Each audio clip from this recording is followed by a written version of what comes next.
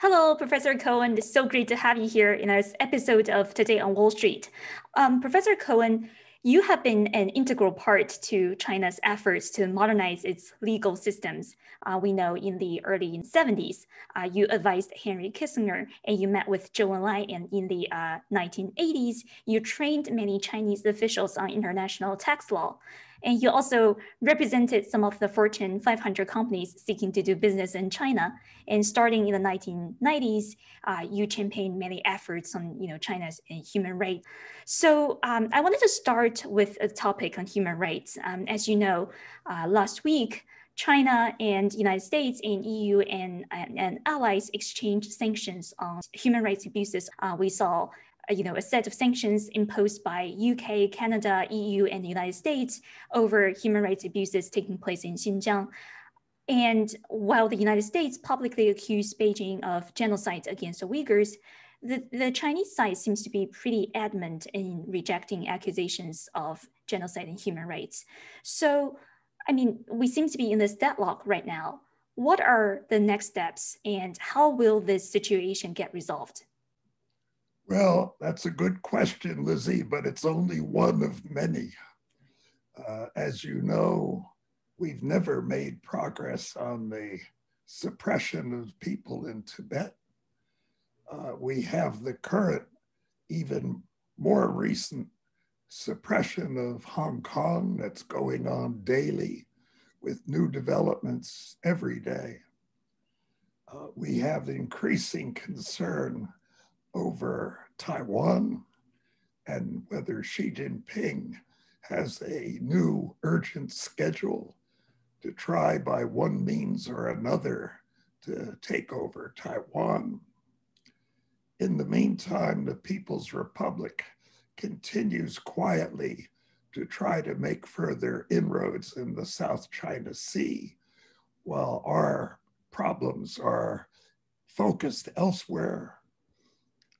We have the major problem of trade and investment relations with China, and we have the continuing suppression of human rights, political, civil liberties throughout China. Especially in my case, I'm particularly interested in the daily suppression of those few lawyers who were still brave enough to try to present independent defense in sensitive trials involving alleged political criminals. So Xinjiang has to be viewed in that light. It's an immensely serious problem I've been beating the drums about for more than 2 years. And it makes China look very bad. I have been interested in China for 60 years. I've tried to support at their invitation, as you said, legal, professional, political, governmental development in various ways at various times. And it saddens me, of course, after 6 decades, to see the new leadership of China inflict upon the country wounds that are not necessary, wounds that harm China's attempt to attain soft power in the world. I want the Chinese people to succeed. I want them to improve their lives. I'm delighted the last 40 years have seen them overcome many of the horrible fate they suffered during the first 40 years of Maoist rule. And it saddens me to see a great new strong leader of China take so many actions that seem to me against the best interests of the Chinese people. So Xinjiang has to be viewed in that light. It's a terrible black mark. China will never attain the soft power that it seeks as long as it has these black marks, not only in Xinjiang, but also elsewhere, as I said. So the problem, as you say, is what is to be done? That's the title of a famous book Lenin wrote before the Bolshevik Revolution, and it plagues us every day. If you turn to Hong Kong, there are some practical things that are being done and should be done much more to deal with the situation, especially having the liberal, democratic, attractive capitalist countries of the world open their doors further to anybody from Hong Kong who wants to leave because of the new oppression. And not only to keep the promise to the hope, but to the ear and to the reality by making financial assistance and administrative help much more readily available for people who need it. So that to me is more effective than sanctions. I'm not a great believer in sanctions of this kind. I'm a believer in some economic sanctions, but not these personal sanctions, because under the Global Magnitsky Act, people who are eligible for receiving sanctions are those who are responsible for the human rights violation. Now, today in China, we know who's responsible. It isn't some mid-level or fairly high-level official. There is one man who is responsible, and that's Mr. Xi Jinping. But no one has suggested that we impose sanctions on him and his family. And to me, it's unrealistic. And I'm not suggesting we should impose sanctions. If indeed, as is rumored, he wants to come to the United States before the 100th anniversary of the establishment of the Chinese Communist Party occurs this summer, July 1st. It's also my birthday, I should point out. Are we going to say he can't come because the global Magnitsky sanction should be applied to him? Of course not. So we have to look for other effective ways. And when we deal with Hong Kong, I think we have one.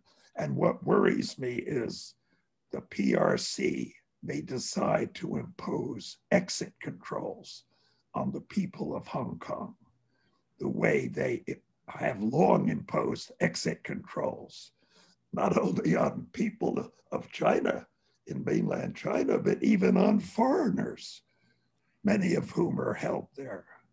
So I worry about exit controls, but so far, so good.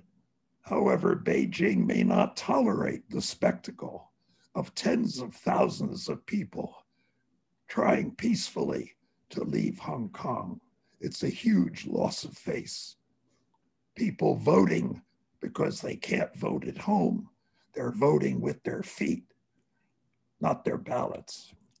Now, turning to your Xinjiang question, it's more difficult because we can't welcome the people of Xinjiang, the Muslims, the Uyghurs, the Kazakh, to this country because they can't leave.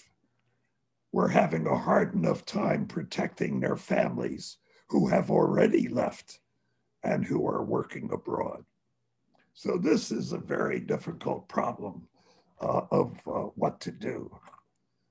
However, I think the Biden administration is on the right track. It will mobilize increasingly the condemnation of the world against what's taking place in Xinjiang. It will expose the shallow, hypocritical lack of consistency that Xi Jinping's government is showing. They claim all that those of us who are called demonizers because we criticize what's taking place in Xinjiang, they say we're disseminating a pack of lies. It's not true. They tell us they're doing this. First of all, they deny all the harsh measures they're doing. But secondly, they say whatever they're doing, it's to counter terrorism, that the threat of Uyghur terrorism is so great they have to resort to these extraordinary measures to wipe out Muslim culture in Xinjiang, to wipe it out in every way. This is an extraordinary effort, and I don't think it will succeed. It has never succeeded in the past, and despite the advent of new technology, I don't think it will succeed now. It reminds me of the fruitlessness of people in this country who try to convert gay people into heterosexual people. It's just not going to work. It's not the way life is. And I admire the Muslim people. My wife and I have been to Xinjiang several times. We saw signs of these problems in over 20 years ago. So this is not a new problem, but Xi Jinping has made it much worse with his minions having practiced the technique on Tibet. Then Mr. Chen, Chuan Guo, and others move over to try to refine these techniques in Xinjiang. But what to do about it? And I think the assembled moral condemnation of the world, pronounced from every forum, whether it's the G7 or whether it's attempts to bring the International Court of Justice or the International Criminal Court or other tribunals in, at the UN and every forum, I think much can be done. And I think there are many people in China, especially perhaps among the elite Communist Party leadership, who see the stupidity of what Xi Jinping is inflicting on China. So we have to rely on that. And now we have this new element of economics, where Xinjiang's abuses is leading to a decoupling of cooperative Western Chinese business relations that is not in anybody's interest, but is inevitable as long as this kind of horrible persecution persists on the part of the Chinese government in Xinjiang. And maybe economics is the thing that will break the back of this. Maybe if there are enough breakups so that all the various companies that are now having trouble because they import cotton goods from Xinjiang, maybe their harsh experience will help this mobilization of condemnation. So it isn't only moral, but it's also practical. I'm sorry to give you such a long-winded answer. No, super insightful. Thank you so much. Speaking of the difficulty of leaving China, we have to chat a little bit about the two Canadian Michaels. As you know, a couple of weeks ago, the two Michaels trials finally ended, but behind closed doors. And we saw journalists and diplomats from more than 2,000 countries refused entry by the Chinese authorities, who said it was because the case involved state secrets. And we also know that over the past few years, Canada had tried patience, pleas, and more recently concerted pressures with the United States, but all seem to no avail. So what will it take to free the two Canadian Michaels? That to me is the most immediate question, because it may be susceptible of a solution. And it cries out for solution because of the inhumanity to which the two Michaels have been treated. There's also a third Canadian named Schellenberg, who was originally sentenced to 12 years in prison for a drug offense. But after Canada entertained the US extradition request, China had the courts reconsider, and he is subject now to the death penalty. So there's a lot at stake here. For the PRC, talking about self-inflicted wounds, what they've done to the two Michaels has hurt the PRC's reputation in the world terribly. And it can't be justified. It's a blatant, open abuse of the Chinese legal system. So what can we do about it? It's a very frustrating situation.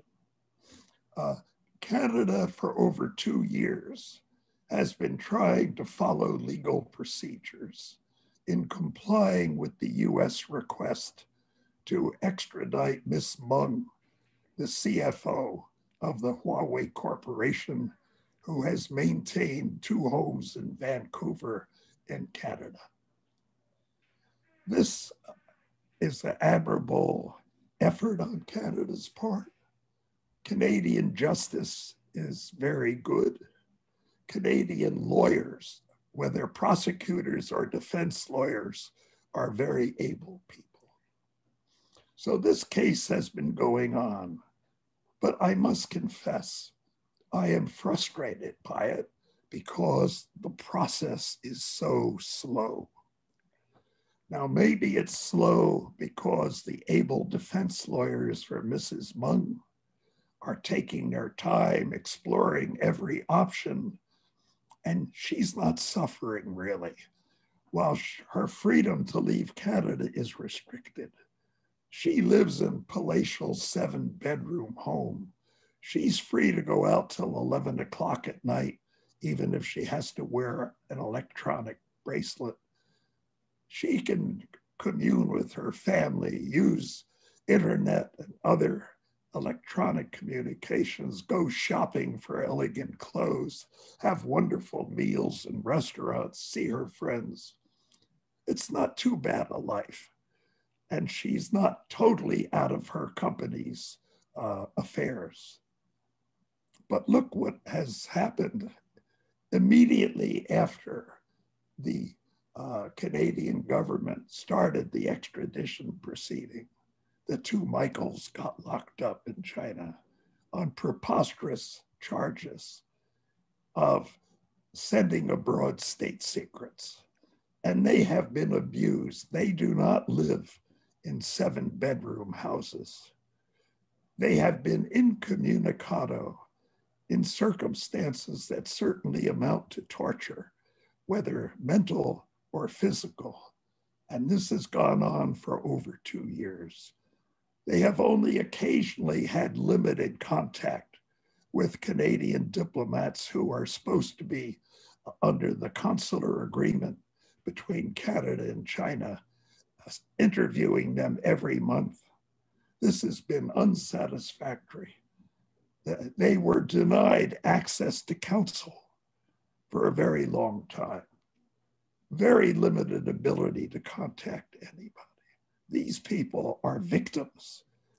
They are diplomatic hostages.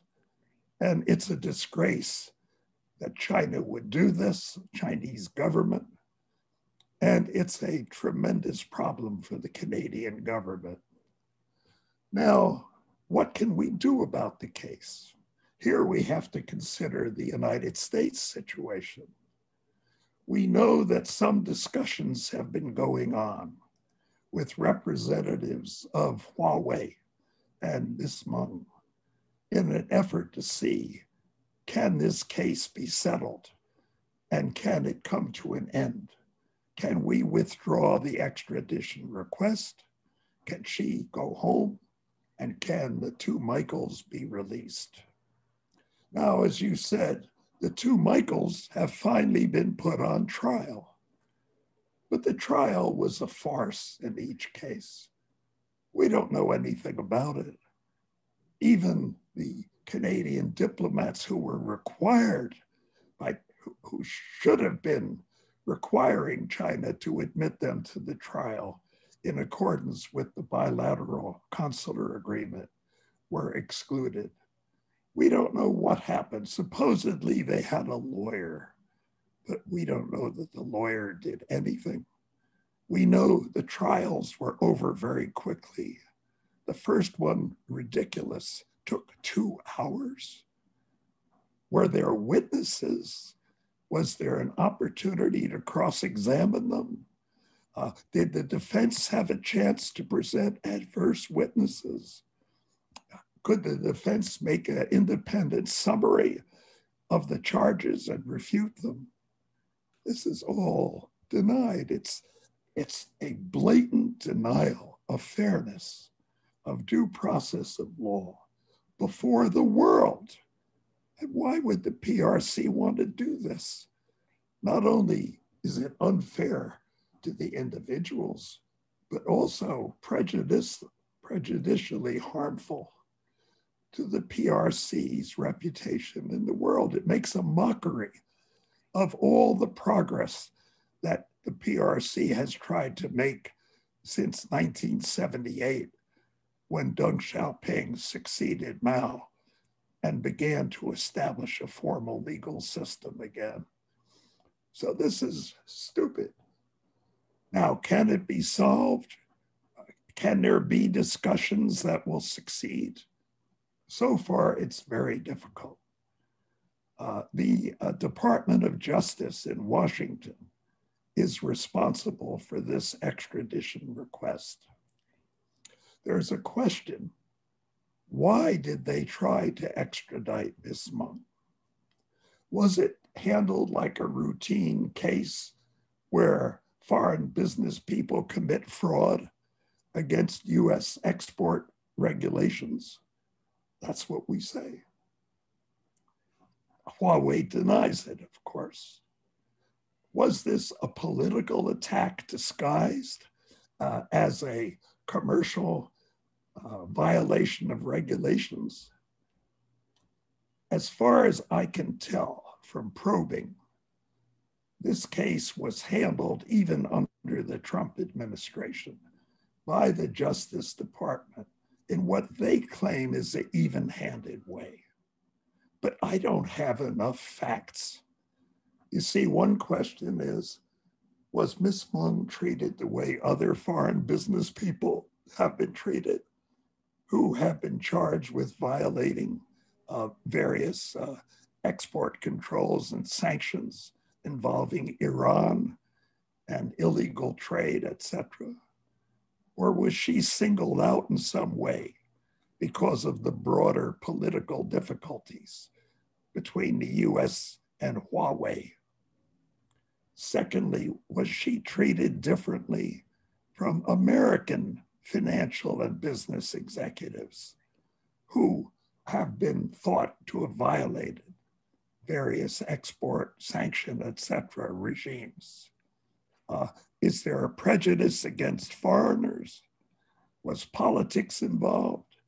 And then Trump, as president, made an unfortunate statement. He said, well, in our negotiations over trade and investment with China, maybe if we get a good deal, we could do something about the Meng extradition. That made it look very bad, like politics is just using law as an excuse. And the lawyers for Ms. Meng in Canada are going to argue this in the near future when they finally get a full hearing. Because one of the reasons that courts can deny extradition to another country is if the case is highly political, not professional, etc. And we don't know how this will play out. I just feel this Canadian litigation process could go on 2 more years. In the meantime, will China keep its sentencing of the 2 Michaels, you might say, in suspense? Or will it sentence them? We know that if the case is settled, no matter what the sentences the 2 Michaels receive, they can be released immediately. For example, maybe the courts in China will now sentence each of them to 10 years in prison, but they will also be sentenced to deportation. That deportation can come quicker than completing a 10-year sentence. I have been involved in cases with China with the help of the White House and the Department of State. We've had negotiations with the Chinese government where it was agreed, for example, in one case, that a Chinese woman who had permanent residence in this country and was expecting citizenship but who was detained and convicted in China. It was understood that she would be sentenced to a severe sentence, I think it was 10 years, but that 48 hours later, she would be released, deported on so-called medical grounds. There's always that face-saving excuse. I think something like that will happen eventually in the case of the Michaels. China will have vindicated its judicial sovereignty, as it likes to emphasize, by convicting these foreigners. But China will eventually show its so-called magnanimity by releasing them on humanitarian grounds. The problem is in the negotiations so far between Washington and representatives on the Chinese side, and it's not clear to what extent those representatives are Chinese official diplomats or lawyers for Ms. Meng or both. But so far they've been hanging tough. They have not been willing to do anything that would give the Department of Justice an excuse to say, well, we'll have a deferred prosecution. We don't need to pursue this now. Or to have a plea of guilty that with a guarantee of no prison time, etc. There are considerations of face here. And also, as I said earlier, this is part of a broader question involving the US government, other foreign governments, and the Huawei company. And there are enormous pressures to resolve the various issues, 5G and all that. So maybe there'll be a package deal, but it's immensely complicated. It's frustratingly slow. And that's where we are today.